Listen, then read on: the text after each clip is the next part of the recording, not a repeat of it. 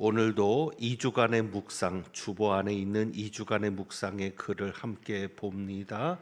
매튜 헨리의 글인데 우리가 한번 같이 읽겠습니다.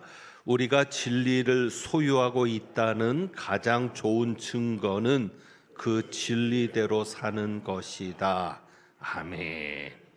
여러분 안에 진리가 있는 줄 압니다. 진리대로 살아감으로 여러분 안에 있는 진리를 확증하는 한 주간의 삶이 되기를 주님의 이름으로 축복합니다.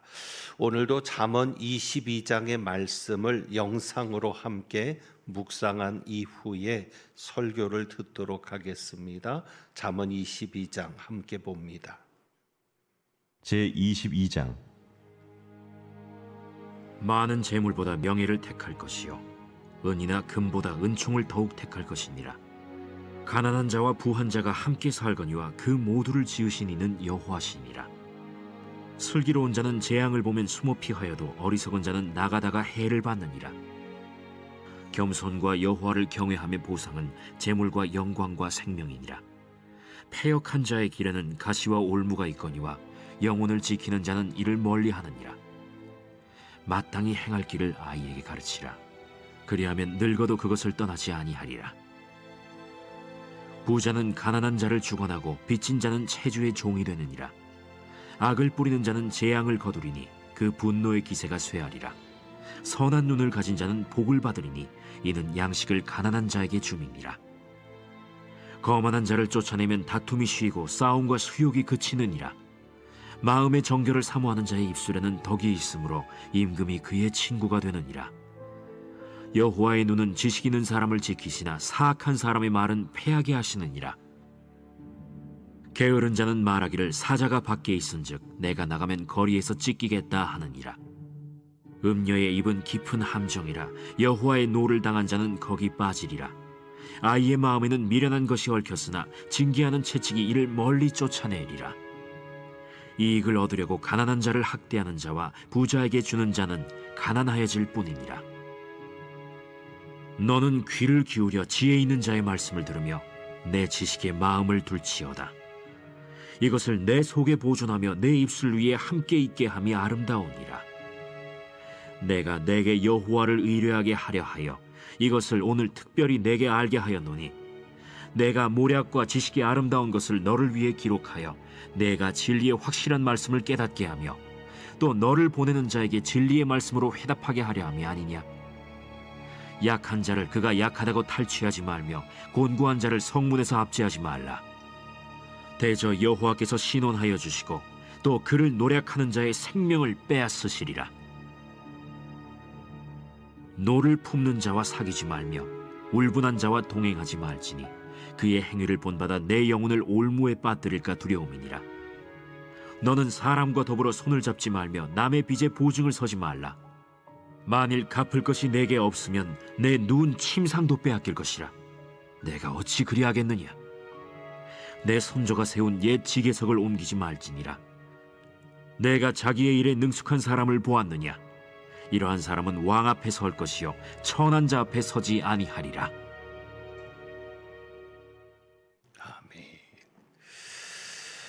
여러분에게 신조어를 하나 소개합니다. 돈미세라는 말을 아십니까? 돈미세. 혹시 여러분 주변에서 돈미세를 보신 적이 있습니까? 돈미세는 앞에 있는 글자를 하나씩 따서 줄여서 만든 말입니다.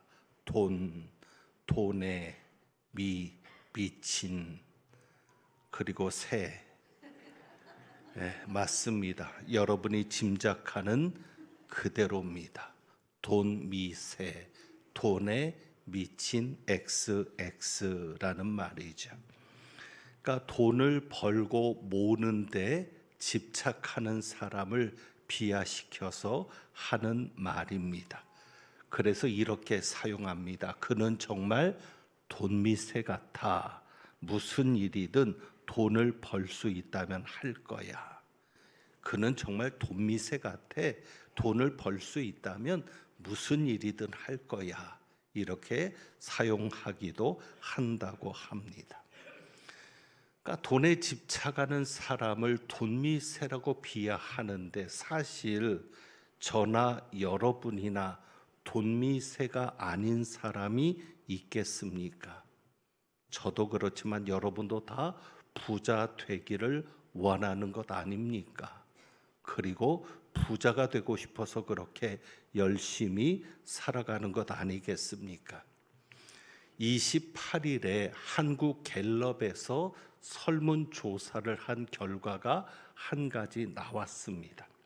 그러니까 25일부터 27일까지 3일 동안 만 18세 이상 성인 1000명을 대상으로 설문조사를 한 것이 기사로 나왔는데 그 설문의 내용은 이것입니다. 그러니까 몇억 원 정도의 재산 보유자를 부자라고 할 수 있는가라는 조사를 한 겁니다. 도대체 몇억 원 이상 있어야 부자라고 생각하느냐라는 설문을 조사를 했는데 가장 많은 대답이 무엇이겠습니까? 10억 원. 그러니까 조사한 결과 10억 원이라는 답이 가장 많이 나왔다고 합니다. 23%였다고 합니다. 그러니까 가장 많은 사람이 적어도 10억 원 정도 재산을 가져야 부자입니다. 그리고 또 어떤 이들은 20억 원, 어떤 이들은 30억 원, 또 50억 원 이렇게 답이 그 다음에 많았는데 각각 14%가 그래도 20억은 있어야 30억은 있어야 50억은 있어야 부자 아닙니까? 라는 대답을 했다고 합니다. 여러분 저도 부자가 되고 싶습니다. 새 성전 빚을 갚고 나니까 이제는 과관련센터 부채도 해결하고 싶습니다. 만약에 제가 진짜 부자가 된다면 제게 큰 돈이 생긴다면 저는 과관련센터 빚부터 갚을 겁니다. 그러니까 저나 여러분이나 정말 부자가 되고 싶어 합니다. 그래서 무엇에 관심이 있습니까? 부자 되는 법, 돈 버는 법. 어떻게 하면 부자가 되는지에 관심을 가지고 책도 보고 영상도 찾아보고 하는데 그러다가 감동적인 한 말을 만나게 됩니다. 그러니까 부자 되는 방법을 찾다가 이런 말을 꼭 듣게 됩니다. 이런 이야기죠. 돈을 따라가지 말고 돈이 따라오게 하라. 감동이 되죠. 돈을 따라가지 말고 돈이 따라오게 해라. 그러니까 돈을 벌고 싶어서 돈을 쫓아다녔던 사람들이 실패를 경험한 겁니다. 그러니까 돈을 따라서 돈을 벌고 싶어서 돈만 쫓아갔던 사람들은 실패를 경험하면서 그런 깨달음을 가지게 된 것이죠. 그러니까 돈을 따라가는 게 아니라 그저 하루하루 최선을 다해서 살다 보면 성실하게 살다 보면 돈은 그냥 벌어지는 것이다. 그러니까 돈은 자연스럽게 벌어지는 것이지 돈을 따라가면 안 된다라는 경험 속에서 이렇게 말한 겁니다. 유명한 토스트를 만든 분이 있습니다. 그분이 책에서 이런 이야기를 했습니다. 돈을 쫓지 말고 꿈을 쫓아라. 그러면 돈이 따라올 것이다. 공감이 되죠. 돈을 쫓지 말고 꿈을 쫓아라. 그러면 돈이 따라올 것이다. 회사 이름은 이야기하지 않겠습니다. 박현주 회장을 여러분 잘 아실 겁니다. 박현주 회장이 자서전에서 이런 말을 했습니다. 돈을 쫓지 말고 일을 쫓아라. 그리고 성취를 통해 희열을 맛보기에 원칙을 지키며 자신을 절제하라. 그러면 같은 얘기죠. 돈은 저절로 따라올 것이다. 돈을 쫓지 말고 일을 쫓아라. 그러면 돈은 저절로 따라올 것이다. 그런데 저는 목사로서 잠언 22장의 말씀을 묵상하다가 여러분에게 이렇게 말씀을 드리고 싶습니다. 오늘 말씀의 제목이 뭐예요? 복을 부르는 사람. 그래서 저는 여러분에게 이런 말씀을 드리는 거예요. 복을 따라가지 말고 복이 따라오는 사람이 되라. 여러분이 복을 쫓아가면 복을 못 받습니다. 그러니까 복을 쫓아가지 말고 복이 따라오는 사람이 되라는 것이죠. 이것은 굉장히 중요한 의미가 있습니다. 그러니까 우리가 살아갈 때 복 받기 위해 애쓰는 삶이 돼서는 안 된다는 거예요. 여러분이 복 받는 것이 목적이 되어서는 안 된다는 거예요. 복은 누가 주시는 겁니까? 하나님이 주시는 거죠. 복의 근원이신 하나님께서 복을 주시니까 우리는 복을 따라가는 자가 아니라 누구를 따라가는 자가 되어야 합니까? 하나님을 따라가면 하나님이 복을 주시거든요. 그래서 하나님을 기쁘게 하기 위해 애를 쓰면 우리가 잠언을 통해서 하나님을 경외하는 자에 대해서 계속 배워나갑니다. 여러분이 하나님을 경외하는 자가 되기 위해 힘쓰면, 그래서 하나님을 기쁘시게 하면 복은 저절로 따라온다. 그러니까 복을 따라가지 말고 복이 따라오는 사람이 되라는 것이 복을 부르는 사람이라는 제목의 의미입니다. 그것이 오늘 말씀에도 그대로 보여지죠. 자, 4절을 봅니다. 4절. 하나님께서 하나님을 경외하는 자에게 주시는 세 가지를 약속합니다. 그 세 가지가 무엇입니까? 4절 이렇게 말합니다. 겸손과 여호와를 경외함의 보상은 재물과 영광과 생명이니라. 하나님을 경외하는 자에게 보상을 하시겠다는 거예요. 하나님을 경외하는 자에게 주시는 보상이 세 가지인데, 첫째가 뭐죠? 재물, 그 다음에 영광, 그 다음에 생명. 가장 먼저 나오는 게 뭐예요? 재물. 그러니까 여러분이 재물을 따라가 봐야 재물이 주어지는 게 아니에요. 무엇에 힘쓰면? 하나님을 경외하는 데 힘쓰면. 왜? 하나님을 경외하는 자에게 주시는 보상이 가장 먼저 재물이니까. 그러니까 하나님을 경외하는 데 힘쓰면 하나님이 재물을 주시는 겁니다. 그래서 그것이 1절에도 나타나는 거예요. 자, 1절에 보면 많은 재물보다 명예를 택할 것이요. 우리는 많은 재물을 택하는 사람이 아닙니다. 하나님을 경외하는 사람은 많은 재물을 따라가지 않습니다. 재물이 저절로 따라오게 되는 거죠.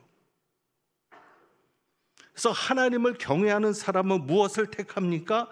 명예를 택합니다. 이익보다는 명예입니다. 하나님이 높여주시는 이름, 하나님이 인정하시는 이름, 하나님이 부르시는 이름, 그 명예를 택하니까 4절에 얘기하잖아요. 재물이 보상으로 주겠다고. 그 다음에 1절에 보면 하나님을 경외하는 사람은 은이나 금을 택하지 않습니다. 은이나 금보다 무엇을 택해라? 은총을 더욱 택할 것이니라. 은이나 재물을 따라가지 않아요. 그런데 하나님이 재물까지 주시겠다는 거예요. 재물이 따라오는 사람이 되게 하시겠다는 거예요. 그런데 하나님이 재물만 주시는 게 아니라 무엇도 주신다? 영광도 주신다.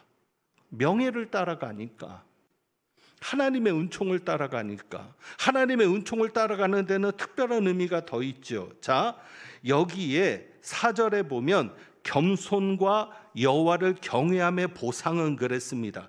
그래서 겸손한 자와 하나님을 경외하는 자를 동일하게 말씀합니다. 그러니까 겸손이 뭐다? 겸손은 하나님을 경외하는 것이 겸손이다. 잠언을 통해서 정리가 됩니다. 자, 그러면 겸손이 뭐냐? 겸손은 나를 포기하는 겁니다. 나를 내려놓는 겁니다. 그러니까 겸손한 자는 하나님 앞에 자기를 포기합니다. 자기를 내려놓습니다. 하나님을 인정합니다. 그러니까 겸손한 자는 어떤 자예요? 하나님, 나는 아무것도 못하겠습니다. 나는 능력도 없습니다. 어떻게 내가 성공합니까? 어떻게 내가 승진하고 진급할 수 있습니까? 어떻게 내가 합격할 수 있습니까? 나는 아무것도 못합니다. 하나님이 도와주셔야만 합니다. 그래서 겸손한 자는 무엇을 구하는 자가 돼요? 하나님의 은총을 구하는 자가 되겠죠. 하나님이 도와주셔야 합니다. 하나님이 해주셔야 합니다. 하나님의 은총을 구하니까. 은과 금보다 하나님의 은총을 구하니까. 그러니까 교만한 자는 자기가 능력이 있다고 생각하니까 은금을 쫓아가는 거예요. 그러나 겸손한 자는 내게 능력이 없거든요. 아무리 내가 노력해도 은금을 얻을 능력이 없거든요. 그러니까 오직 누구에게만 의지할 수밖에 없어요. 하나님에게만 의지할 수밖에 없죠. 그러니까 하나님이 재물도 주시고 거기에 영광도 주시고 명예도 주시고 그 다음에 생명, 건강도 주실 뿐 아니라 영생의 복까지도 주시는 것이죠. 그러니까 이제 정리합시다. 무엇을 정리합니까? 복을 부르는 사람이 누굽니까? 하나님을 경외하는 사람. 여러분이 하나님을 경외하는 것이 복을 부르는 겁니다. 복 달라고 기도해야 복이 오는 게 아니에요. 그냥 여러분은 하나님을 경외하며 사니까 하나님이 저절로 복이 따라오게 하시는 거예요. 그래서 여러분 오늘 말씀 이후로 정리되는 것이 있어야 합니다. 앞으로 복 받으려고 하지 마세요. 복 받으려고 기도하고 복 받으려고 예배하고 복 받으려고 봉사하지 마세요. 복 받으려고 헌금하는 거 아닙니다. 복을 쫓아가 봐야 복이 주어지는 게 아닙니다. 우리는 하나님이 기뻐하니까 예배하는 거고 하나님이 좋아하니까 봉사하는 거고 헌신하는 거고 하나님 때문에 하는 거지 복 받으려고 하는 게 아니거든요. 그런데 하나님이 너무 좋으니까 너무 기쁘니까 그래 내가 너에게 재물도 주고 영광도 주고 생명도 주리라. 그래서 복이 따라오는 거지 복 받으려고 하는 것이 아닙니다. 우리 하나님 뿌리는 대로 거두는 하나님이죠. 그래서 8절에 보면 악을 뿌리는 자는 재앙을 거두리니. 그러니까 우리는 하나님을 경외하는 자로서 여러분이 하나님을 경외하며 살아가는 그 삶이 그냥 뿌리는 삶인 거예요.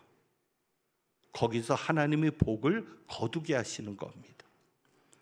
그러니까 하나님을 경외하는 자는 악을 행하지 않죠. 그러니까 여러분이 복을 받기를 추구하지 말고 복을 쫓아가지 말고 그저 잠언을 통해서 악을 행하지 않는 삶, 그리고 잠언이 계속 얘기하잖아요. 하나님을 경외하는 자는 이렇다. 그래서 여러분이 그렇게 하나님을 경외하는 자로 살아가면 복은 저절로 따라올 줄 믿습니다. 그래서 복을 받는 사람이 되는 거지, 복 받을 목적으로 가면 하나님도 놓치게 되는 겁니다. 그래서 오늘 말씀에 보면 하나님께서 하나님을 경외하는 자로 살기 위해서 반드시 가지어야 할 것을 말씀합니다. 그것이 9절입니다. 오늘 본문은 8절까지인데 9절에 보면 아주 중요한 말씀이 있습니다. 우리가 그렇게 복을 받는 걸 좋아하는데 9절에 보니까 하나님이 이렇게 말씀합니다. 선한 눈을 가진 자는 복을 받으리니. 그러니까 하나님을 경외하는 자가 가져야 될 게 뭐예요? 하나님을 경외하면 하나님이 복을 주신다 그랬잖아요. 재물과 영광과 생명. 그런데 하나님을 경외하는 자는 어떤 눈을 가진 자다? 선한 눈을 가진 자다. 그러니까 선한 눈을 가진 자가 하나님을 경외하는 자고, 선한 눈을 가지고 있어야 하나님을 경외하는 삶을 살 수 있다는 겁니다. 자, 그러면은 여러분은 선한 눈을 가지셨습니까? 도대체 선한 눈이 무엇입니까? 선한 눈을 가지니까 가난한 자가 보이는 거거든요. 그래서 9절에 보면 양식을 가난한 자에게 주민이라. 그러니까 가난한 자가 보이는 눈이 선한 눈. 그럼 가난한 자하고만 관련이 됐겠느냐? 가난에 대한 말씀이 2절에 나오죠. 선한 눈은 이겁니다. 자, 2절. 가난한 자와 부한 자가 함께 살거니와 그 모두를 지으신 이는 여호와시니라. 선한 눈을 갖지 않아도 이 세상을 살다 보면 누가 보입니까? 가난한 자와 부한 자가 보여요.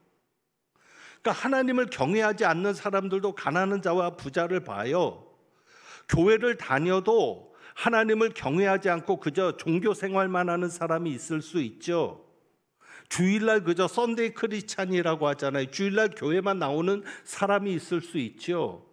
선한 눈을 갖지 못합니다.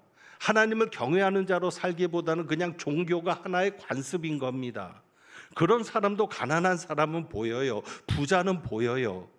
그래서 누구에게나 보여지는 게 가난한 자와 부자입니다. 그래서 가난한 자를 보면 불쌍하게 여길 수도 있고, 내가 그래도 저 사람보다는 나으니까 좀 괜찮다 이럴 수도 있고, 부자를 보면 부러워할 수도 있죠. 그런데 선한 눈을 갖지 못한 사람은 여기까지만 보는 겁니다. 가난한 자와 부자. 하지만 선한 눈을 가진 자는 이렇게 봅니다. 2절, 가난한 자와 부한 자가 함께 살지만 그 모두를 지으신 이는 누구시니라? 여호와시니라. 하나님을 보는 겁니다. 가난한 자를 보면서도 하나님을 보고, 부자를 보면서도 하나님을 보고. 그러니까 선한 눈이 어떤 눈인지 아시겠어요? 선한 눈이 뭐냐? 눈에 보이는 것만 보는 것이 아니라 그 보이지 않는 속에 계시는 누구를 보는 눈, 하나님을 보는 눈, 그게 선한 눈인 거예요. 그러니까 선한 눈을 가져야 하나님과 관계 있는 것을 보는 겁니다. 선한 눈을 갖지 못하면 그냥 부자만 보이고 가난한 자만 보이는 거예요. 그런데 선한 눈을 가지니까 부자도 보이고 가난한 자도 보이는데, 부자와 가난한 자를 만드신 분이 누구다?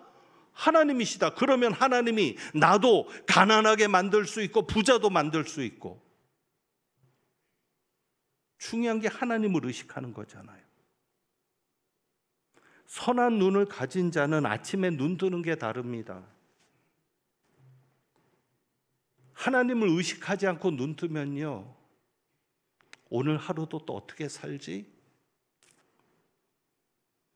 짜증부터 나고 아픈 데부터 생각나죠. 그런데 선한 눈을 가진 자가 아침에 눈을 뜰 때는 다릅니다. 하나님, 오늘도 제게 하루를 주셨군요. 오늘도 저를 이렇게 건강하게 눈뜨게 하시니 감사합니다. 오늘 하루도 무슨 뜻이 있어서 저를 살게 하시는군요. 하나님을 의식하잖아요. 어제 세상을 떠난 사람이 오늘 그렇게 살고 싶어 했던 오늘인데, 저는 그 오늘을 살게 하시니 감사합니다. 선한 눈이 얼마나 중요한지 아시겠어요? 선한 눈을 가져야 하나님을 의식하며 사는 거예요. 그러니 하나님이 복 주시지 않겠어요? 그리고 선한 눈을 가지니까 분별이 됩니다. 자, 3절에 보세요. 슬기로운 자는 재앙을 보면 숨어 피하여도 어리석은 자는 나가다가 해를 받느니라. 재앙을 보면 피해야죠. 근데 그냥 나가요. 왜? 선한 눈이 없으니까. 하나님을 의식하지 않고 사니까. 근데 하나님을 의식하는 선한 눈을 가진 자는 재앙이 보여지죠. 그리고 5절입니다. 패역한 자의 길에는 가시와 올무가 있거니와. 선한 눈을 가진 자는 패역한 자가 되지 않으려고 합니다. 패역한 자는 누구냐면 마음이 바르지 못한 자입니다. 그러니까 진리를 왜곡하거나 거부하는데 마음이 아예 삐뚤어져 있어요. 그러니까 매사가 비뚤어지게 보이는 거예요. 그러니까 다 싫은 거예요. 무조건 싫은 거예요. 그 사람도 다 싫고, 내가 삐뚤어져 있으니까. 그런 사람이 제대로 볼 수 있겠어요? 가시와 올무가 있는데도 굳이 글로 가는 거죠. 가시는 뭡니까? 고통, 고난. 올무는 뭐예요? 갑자기 닥쳐오는 위기나 역경. 하나님을 의식하며 사는 자는요, 하나님이 보이게 하세요. 그래서 5절에 영혼을 지키는 자는 이를 멀리 하느니라. 보이는 것만 중요한 게 아니라 보이지 않는 영혼의 소중함을 생각하며 사니까 무엇이 가신지 무엇이 올문지를 알고 멀리 돌아가게 되죠. 자, 그리고 8절입니다. 악을 뿌리는 자는 재앙을 거두리니 그 분노의 기세가 쇠하리라. 선한 눈을 가진 자는 악을 뿌리지 않겠지요. 그런데 여기 보면 악을 뿌리는 자는 재앙을 거두리니 그 분노의 기세가 쇠하리라 하면서 악인의 특징이 무엇이라고 합니까? 분노. 그래서 24절에 보시면은요, 24절 노를 품는 자와 사귀지 말며, 하나님이 노를 품는 자와 사귀지 말래요. 울부는 자와 동행하지 말래요. 왜? 그의 행위를 본받아 네 영혼을 올무에 빠뜨릴까 두렵다. 그러니까 악한 자의 특징이 뭐냐면 분노예요. 그러니까 잠언은 분노하는 자가 악한 자입니다. 그러니까 성질을, 화를 잘 내는 사람은 악한 사람인 거예요. 그런 사람하고는 여러분 가까이 하지 마세요. 만약에 여러분이 화를 잘 내는 사람이라면 이제 바꿔야 합니다. 뭐든지 자기 기분에 맞아야 되는 거예요. 그러니 사소한 것에도 화가 나죠. 그러나 선한 눈을 가진 자는 하나님을 의식하며 사는데 화가 나겠습니까? 쉽게 분노하겠습니까? 여러분이 복을 부르는 사람, 복이 따라오는 사람이 되려면 하나님을 경외하는 자로 살아야 되고요. 하나님을 경외하는 자로 살기 위해서는 선한 눈을 가져야 합니다. 하나님께서 여러분에게 선한 눈을 가지게 하시기를 원합니다. 그래서 여러분이 그 선한 눈을 가지고 늘 하나님을 의식하며 사세요. 그리고 분별하며 사세요. 무엇이 악이고 무엇이 선인지, 무엇이 하나님이 원하시는 것이고 무엇이 하나님이 싫어하는 것인지 분별하며 사세요. 그리고 하나님이 원하시는 방향으로 가세요. 선한 눈을 가지고 엉뚱한 데 가서 헤매지 말고. 지난번에 16년 만에 빚을 다 갚아서, 이 새 성전에 관련된 빚을 갚아서 헌당을 할 수 있는 것에 대해서 감사하면서 헌당식을 하겠다고 말씀을 드렸습니다.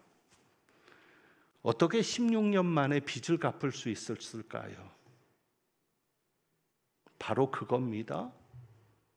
복을 따라가지 않고 복이 따라오게 하는 삶이었습니다. 그런 목회였습니다. 제가 그 얘기를 했더니, 빚을 갚았다고 얘기했더니 오해하시는 분들이 계세요. 이제 우리 교회는 빚이 없는 교회래.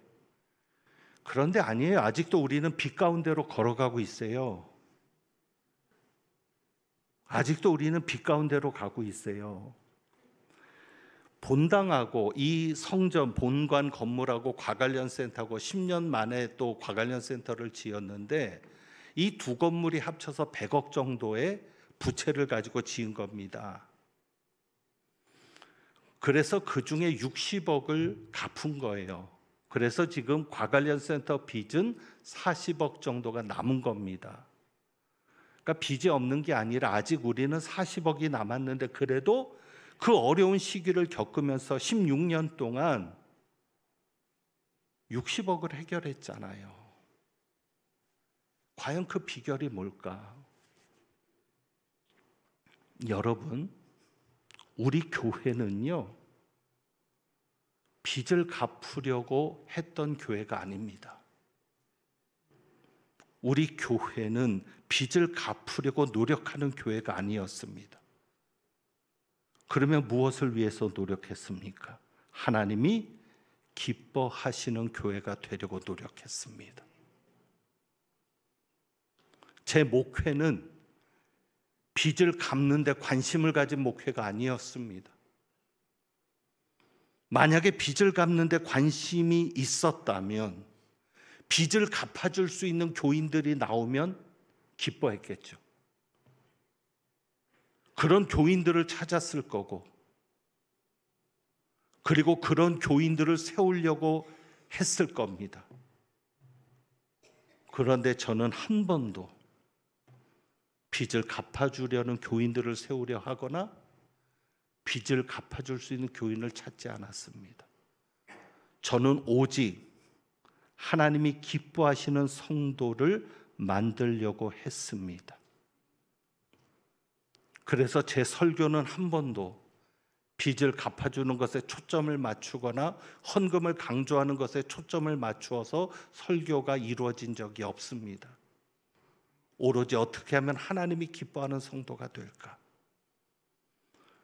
그래서 하나님을 의식하며 살아가잖아요. 하나님은 무소부재하신 하나님, 어디서나 계시는 하나님이고 어디서나 우리를 보시는 하나님이시잖아요. 머리카락까지도 세시면서. 그러니까 하나님이 우리를 지켜보시는데, 하나님이 나를 보시는데 그 나를 바라보시는 하나님 앞에 인정받는 성도를 세우려고 설교했고, 그것이 목적이었죠. 그리고 우리가 언젠가는 하나님의 심판대 앞에 설 거잖아요. 그러니까 우리 교인들이 하나님의 심판대 앞에 설 때 어떻게 하면 하나님 앞에 칭찬받는 성도가 되게 할까? 어떻게 하면 하나님이 기뻐하시는 성도가 되게 할까? 그것에 초점을 맞춰서 설교하고 신방하고 기도했지, 한 번도 빚에 초점을 맞춰본 적이 없습니다. 그런데 결과는요, 됐잖아요. 저희 교회는 설교를 듣고 오신 분들이 많습니다. 제가 설교에 집중하고 설교에 중심을 두니까, 그래서 정말 하나님의 말씀만을 전하려고 애쓰다 보니까 설교를 듣고 오시는 분들이 많은데, 너무 감사한 것은 하나님의 말씀 때문에 오시는 분들은 기본적으로 하나님을 사랑한다, 아니다? 사랑한다. 하나님을 사모하는 거예요. 하나님을 사랑하는 거예요. 기본적으로 하나님을 경외하는 분들인 거예요. 왜? 그러니까 말씀을 사모하는 거예요. 그러니 이야기하지 않아도 성령의 감동에 순종하는 겁니다. 그래서 저희 교회는 저절로 된 겁니다. 여기 우리 할렐루야 찬양대 힘들어요. 광릉수 오케스트라 오늘 첫째 주라서 2부에서 했는데 시작할 때 얼마나 힘들었는지 몰라요. 다 아마추어거든요. 교회가 강요하지 않았습니다. 그분들에게 교회가 뭐 대가를 준 것도 아닙니다. 저희는 찬양하고 나서 박수도 안 칩니다. 하나님 앞에 받으라는 거예요. 그런데 왜 그분들이 헌신하느냐? 하나님을 사랑하니까. 말씀 때문에 오신 분들, 말씀을 사모해서 오신 분들이니까 기본적으로 하나님을 사랑하는 거예요. 하나님을 사랑하니까 봉사하고 싶고, 하나님이 기뻐하시니까 헌신하고 싶고, 그러니까 견디고 오늘까지 온 거예요. 그 결과가 헌금을 강조하거나 재정을 강조하지 않았는데 16년 만에 새성전 빚을 해결할 수 있는 은혜로, 그러니까 말할 수 있는, 그러니까 복을 따라가지 않았는데 하나님이 복을 주셨다.